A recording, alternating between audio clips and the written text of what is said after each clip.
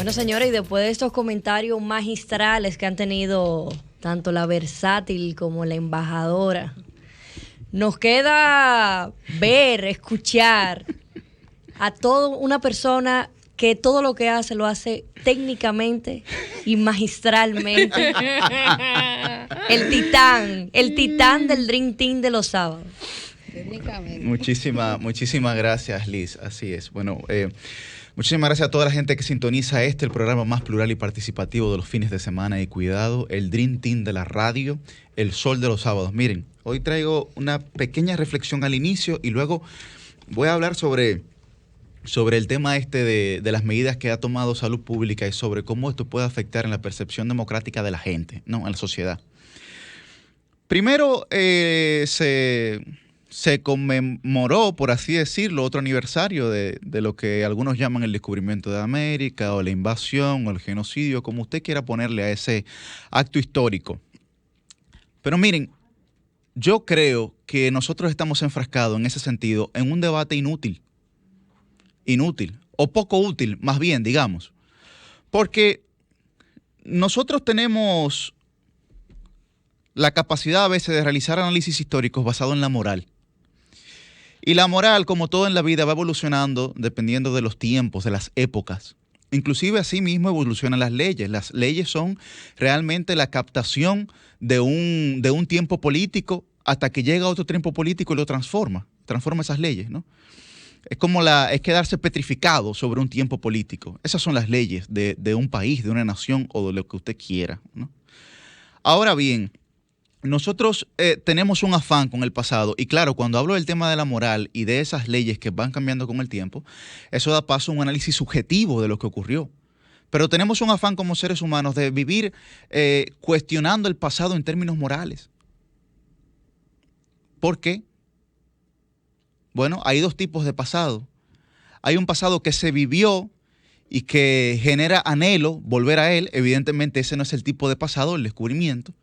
Pero hay otro pasado del que no fuimos parte, que es irreversible, al cual no podemos cambiarle nada y del que muy probablemente no tuvimos provecho, que es el que nos genera más discordia. Y puede ser ese, el del descubrimiento. Ahora bien, ¿para qué sirve enfrascarse tanto en ese pasado? Porque tumbemos unas simbologías, unas estatuas, ¿eso va a cambiar la forma en la que vivimos o eso va a cambiar nuestro futuro? A veces yo pienso que las luchas y por eso muchas veces nos ponen el adjetivo calificativo de progres. Para mí eso no es progresismo. Y soy socialdemócrata y me acerco a la centroizquierda. Pero eso no es progresismo. Porque eso no tiene ningún valor sustancial dentro de una sociedad como la nuestra. Para decir que quitar una estatua de Colón señalando con el dedo va a cambiar la percepción del pasado que tenemos y sobre todo la percepción de nuestro futuro. Y podemos desmeritar la persona de Colón, estoy de acuerdo. Podemos denostar ese proceso genocida, no le tomó ni siquiera una década el exterminio hacia los taínos y hacia los indígenas en nuestro país. Pero creo que no será esa forma la que nos va a permitir a nosotros poder gestionar un mejor futuro en cuanto al entendimiento de nuestro pasado. Pero ¿tú no crees, Yuri, que sería más adecuado que en ese, por ejemplo, aquí en el Parque Colón, en vez de esa estatua de Colón, una de Anacaona, y que cuando llevemos nuestros hijos e hijas a ese parque, que lo llevamos, sepan por qué estamos venerando a Anacaona y vean que se está venerando a Anacaona y no a un Colón, que fue protagonista de ese genocidio que tú dices? No estoy en desacuerdo con esa postura. Mi desacuerdo está en querer negar nuestra historia. Los países, por ejemplo, para que ustedes entiendan, en un país como la República Dominicana y en los países de América Latina, ¿por qué se veneran tanto las banderas? Porque nuestras banderas son símbolos patrios de liberación, de independencia. ¿Por qué en Europa ustedes ven que los jóvenes no tienen veneración ni hacia los himnos nacionales ni hacia las banderas? ¿Ustedes saben por qué? Porque representan las guerras fratricidas que vivieron esas naciones, representadas en sus banderas. Entonces, las realidades históricas de cada país, uno tiene que verla en su justo contexto. Pero no estoy en desacuerdo en eso que tú planteas. Ahora bien, Yuri, negarla no, pero sí llamarle por su nombre. Por ejemplo, claro yo que fui sí, y poner claro las que cosas en su sí, contexto claro y que sí, garantizar claro que sí, la pero historia- llamarlas por que la su historia se nombre, enseñe de manera correcta. claro que sí, pero llamarlas por su nombre o es enseñar la historia de manera correcta con respecto a quién y con respecto a qué, porque ese ser correcto es muchas veces también subjetivo, Millicent. Sí. Porque nosotros sabemos que, bueno, en parte del mundo la historia la cuentan los ganadores. Hay partes también que la cuentan los vencidos. Entonces, cuando tú ves que hay un desbalance en esa narrativa, es donde hay que poner el ojo. Por eso yo no estoy llamando a que se venere a Colón. Yo no estoy llamando a que no se pueda modificar la estatua. Yo lo que estoy llamando es a que haya objetividad en los hechos históricos. Porque si la República... Bueno, fue aquí que llegaron de primero. Lamentablemente. Bueno, lamentablemente hay que ver si es lamentable. Lamentablemente No, porque pero es que hay que ver si es lamentablemente. ¿Por qué? Nuestro pueblo originario murió. Pero bueno, vamos. Fue exterminado. Está bien, pero lamentablemente. vamos a ver por qué lamentablemente. Porque aquí todo lo que hay aquí es de primacía, la primada de América. De eso sí nos sentimos orgullosos cuando decimos aquí la primada de América.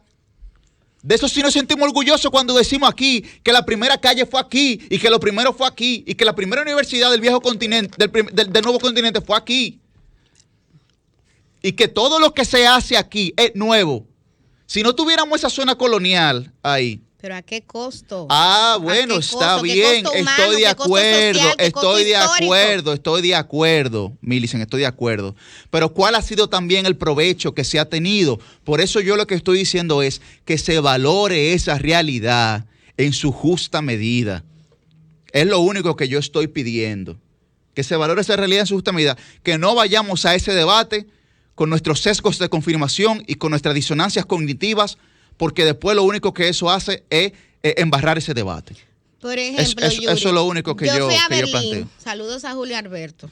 Y yo en Berlín... Berlín no reniega de su historia negra, pero, ni de sus búnkers. No, pero porque yo sé lo que... Oye, en Berlín yo vi monumentos en honor a las víctimas del Holocausto. Correcto. Yo no vi que correcto. se veneraba la historia de Hitler, porque a Hitler no lo podemos juzgar con los derechos humanos. Bueno, pero es que, después de Hitler, justamente. Es que son dos cosas distintas y distantes, porque aquí no hay estatua venerando a Trujillo.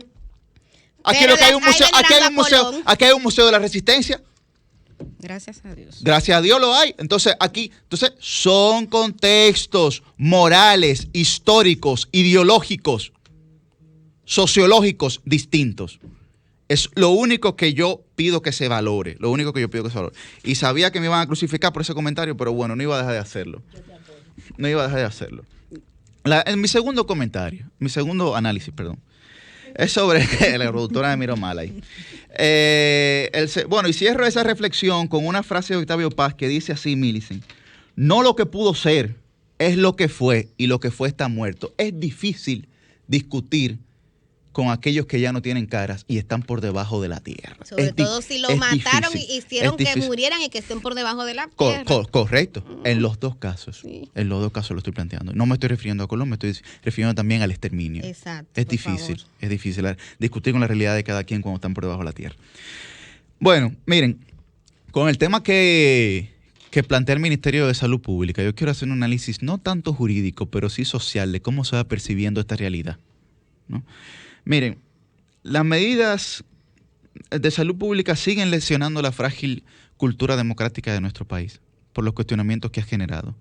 Y yo digo esto en el sentido de que la República Dominicana fue el país de América Latina que más tiempo duró con estado de emergencia y con toque de queda. Cuando usted habla de estado de emergencia y toque de queda, usted lo que está hablando es de limitaciones de derechos civiles y políticos, de limitación de derechos fundamentales consagrados en la Constitución de la República. Entonces, cuando usted habla de eso, ¿no? Usted dice, bueno, ¿viviremos en una emergencia constantemente o viviremos de emergencia en emergencia? Bueno, ahí entonces entra lo que algunos autores llaman la política del miedo. La política del miedo. Y doy una cita lo decía al inicio del programa, del profesor Manuel Castel, que dice que dice lo siguiente, refiriéndose al miedo. Dice, el miedo es la más potente de las emociones humanas, ¿no? Y dice así, a saber, la utilización deliberada del obvio deseo de protección de la gente para establecer un estado de emergencia permanente que corroe y últimamente niega en la práctica las libertades civiles y las instituciones democráticas. Eso es lo que genera un estado de emergencia constante, sobre todo en una sociedad como la nuestra. Por eso cuando nosotros hablábamos aquí de la eliminación del toque de queda y de volver realmente al disfrute de los derechos fundamentales, no lo hacíamos desde un punto de vista de crítica al gobierno, lo hacíamos previo, inclusive a esta administración. Pero además hay que hablar sobre la Ley General 42-01. Bueno, parece que esa Ley General es un leviatán del que hablaba Hobbes. Es un leviatán, violador de los derechos fundamentales. Porque para aplicar lo que el Ministerio de Salud Pública está planteando en esa ley, en esa resolución, más bien, tiene que estar avalado un estado de emergencia. Señores, pero vamos a traer aquí, ¿qué pasó en julio del año 2020 cuando se fueron a celebrar las elecciones? El hoy oficialismo decía que las medidas que se estaban tomando por el estado de emergencia se podían tomar por decreto, conforme a la Ley General de Salud. Pero eso no pasó. ¿Qué fue lo que ocurrió en ese momento? Que se detuvo el proceso de desescalada de 4 pasos, que después vinimos a criticar que se detuviera ese proceso, porque se exigía que se abriera la República Dominicana por el proceso electoral. Entonces no se pudieron tomar las mismas medidas que tenía el estado de emergencia porque la ley 42-01 no facultaba al Ejecutivo para realizar eso. No lo facultaba. Entonces, ¿cuáles fueron las medidas? Bueno, que se usara mascarilla obligatoria, el distanciamiento social, pero aquí ni siquiera los comercios de expendio de bebida alcohólica, los bares, los restaurantes, no los cerraron ni le prohibieron vender bebida alcohólica hasta las 12 de la noche como ahora hacen. ¿Por qué? ¿Por qué ustedes creen que fue eso? ¿Porque le dio la gana en ese momento al Ejecutivo? No, porque es que la ley 42-01 no puede servir como reglamento para todo el territorio nacional. Es decir, los articulados de esa ley no pueden servir para suplir la falta del estado de emergencia, jurídicamente hablando. Entonces, lo que yo estoy tratando de decir aquí es que no se pueden limitar los derechos fundamentales a través de decretos ni de resoluciones. Eso nunca se ha visto aquí en este país. Ni se debe hacer, no puede ocurrir. Si lamentablemente ya no tenemos estado de emergencia, no podemos nosotros caer en una ilegalidad, en una falta jurídica, simplemente tal vez porque no logramos los porcentajes que queríamos de vacunación, por ejemplo, que se decía que teníamos que llegar en términos generales al 70%. Vi que el ministro de Salud dijo que apenas falta un 11% para llegar a la inmunidad de rebaño. Ya estamos más que cerca. Entonces, el Ministerio de Salud, vuelvo y digo, no pueden sostener la desescalada sin un estado de emergencia, que fue lo que pasó en el año 2020. Yuri, pero tú no estabas en contra de que se dieran estados de emergencia. Eso era claro que estoy en contra. Lo que yo le estoy diciendo, sí, y sigo en contra. No, perdón. Pueden hacerlo, pero yo con lo que yo estoy planteando es que una cosa no es excluyente de la otra. Yo no estoy siendo incoherente en mi postura principal. ¿Cuál es la demanda? Lo que yo estoy diciendo es, la demanda es que las medidas y las medidas que contempla la resolución 4821 del Ministerio de Salud Pública, esas medidas son medidas propias de un estado de emergencia. O sea eran las... Bueno, entonces, ahí voy. Todo malo. Todo malo. No, yo no estoy diciendo que todo es malo. Yo lo que estoy diciendo es que no pueden permanecer las medidas del estado de emergencia sin estado de emergencia. Entonces, ¿qué hacemos con el COVID y para que la gente se vacune? Bueno, si se decidió no solicitar otro estado de emergencia, entonces se tiene que acatar lo que la ley permite.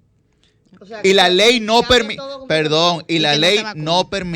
la ley no permite lo que los estados de emergencia sí permiten. Porque ¿para qué entonces tenemos un estado de emergencia si la ley lo permitía anteriormente? Háganse esa pregunta. No, yo te entiendo jurídicamente. Háganse esa pregunta. Es como un contracorriente, porque al final del día, frente a mí, se abogaron mucho porque se fuera el estado de emergencia. Pero eso es lo que yo estoy planteando. Y si hubieran puesto estado de nuevo, no, tú tuvieras es que yo no estoy planteando que haya otro estado de emergencia. Yo lo que estoy planteando es que si se decidió no acudir a otro estado de emergencia, las mismas acciones jurídicas que eran limitantes de derechos fundamentales no pueden surgir por decreto. Lo que estoy diciendo es que a la salida del estado de emergencia no podemos continuar con las mismas medidas, porque jurídicamente es inviable. Ahora, si usted me dice a mí que es lo que se necesita, que es el deber ser, bueno, perfecto, pero no se puede, jurídicamente hablando. Porque tú mencionabas eso, Lisa, al principio del programa tú decías, bueno, yo no sé si se debe, yo lo que sé que se puede, o yo no sé si se puede, yo lo que sé que se debe, ¿verdad? Claro. Ahora está bien, perfecto. Pero la realidad es que nuestro ordenamiento jurídico no permite que por decreto ni por resolución se tomen las mismas medidas jurídicas que se tenían en un estado de emergencia. Eso quiere decir que entonces antes fue correcto pedir el estado de emergencia para poder tomar estas medidas. No. Lo que estoy diciendo es que para... Lo que sí fue correcto o incorrecto es subjetivo.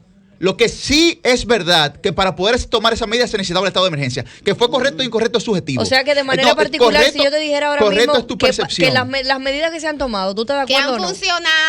Que han funcionado.